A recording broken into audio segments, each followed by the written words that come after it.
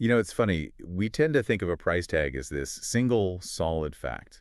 Right, the sticker price on a car, for example. Exactly. You see that number and think, okay, that's what the car costs. But you didn't really buy a car, did you? No, you bought a bundle. A bundle, that's the word. You bought like 200 horsepower and heated seats and a certain safety rating. And you probably paid a very specific hidden premium for those heated seats versus the standard ones, but the receipt doesn't break it down for you. Which brings us to what we're talking about today. It's a tool called hedonic regression. It sounds like a terrifying statistics term. It really does. But think of it more like an economic detective tool. It lets us smash open that big price tag to see what every single piece inside is actually worth. It's fascinating because the whole goal is to put a price on things that don't technically have one. You can't go to a store and buy a box of quiet neighborhood. Or a bag of clean air. Exactly.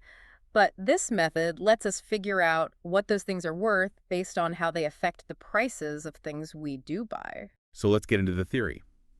The whole concept hinges on this idea that goods are really just bundles of attributes. That's the foundation. It was laid out by Kelvin Lancaster back in 1966. Right. He argued that we don't get satisfaction or utility, in econ speak, from the item itself. No, we get it from its characteristics. Yeah. You don't enjoy the toaster. You enjoy that it makes your bread hot and crunchy in 2 minutes. The object is just the delivery system for the features.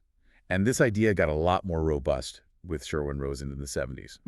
He described the price function as a bid-ask envelope. Which is just a fancy way of saying it's a point where supply and demand meet, right? It is, and through that equilibrium, we get what are called implicit prices. Okay, that's the key term for today, implicit prices. These are the hidden price tags. The hidden tags. So if you have 2 identical houses, but one has an extra bathroom. The difference in their sale price isn't random. That difference is the market value of that bathroom. And being able to find those hidden values is just, it's a superpower for optimizing almost anything. Speaking of optimizing and uncovering hidden value, this seems like a perfect moment to mention our sponsor, Embersilk. Ah, yeah. If you're looking to figure out where AI agents could make the biggest impact for your business or your personal life, You really have to check them out. For AI training, automation, software development, Embersilk is doing some incredible work. Go to embersilk.com to see what they can do for you. All right, so back to these implicit prices. Yes. The killer app for this has always been real estate, hasn't it? It's the absolute standard. It lets an appraiser separate the structural attributes, the square footage, the age, the number of rooms. From the location and the environmental stuff, like being in a good school district or close to a park. Exactly. And this is where the detective work gets really clever. It uses a concept called revealed preference. I love this idea. Yeah. It basically just says, forget what people say they value, just watch what they actually do. Precisely. Don't ask someone how much they'd pay for a park nearby. They'll just guess. Instead, we look at the data. So you compare thousands of home sales. And we use the math to control for everything else. The size, the age, all of it. We hold it all constant. So if the only real difference left is that one house is next to a park and the other isn't. Then that price difference reveals the market's marginal willingness to pay for that park. We can finally value these non-market goods. We can calculate the price of fresh air. And it's not just for housing. This is actually how the government tracks inflation with the Consumer Price Index, the CPI.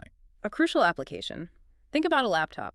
A laptop today might cost $1,000, same as one 10 years ago. If you just look at the price, you'd say inflation is zero. But today's machine is a supercomputer in comparison. So hedonic regression calculates a quality adjustment. It tells us the real price of computing power has plummeted because you're getting so many more attributes for the same money. So why should we care about the math behind it, the ordinary least squares and all that? What's the so what? The so what is something called welfare analysis. It's how we measure, in dollars, how much society truly benefits from things like public goods. So if a city builds a new light rail, We don't have to guess if it's a good investment. We can actually measure the increase in property values all along the line and quantify the benefit to society. It's powerful. it really proves the worth of good infrastructure. And looking forward, this is only going to get more accurate. Oh, absolutely. With GIS mapping and all this spatial data we have now, our ability to value quality of life is becoming incredibly precise. Which should lead to better decisions. That's the optimistic view, and I think it's the right one.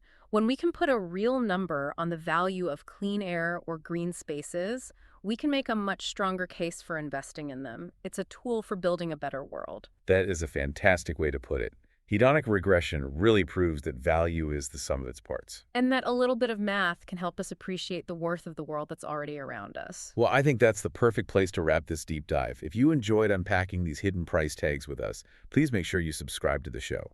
And if you can, leave us a 5-star review. It really, really helps get the word out. It sure does. Thanks for tuning in, everyone.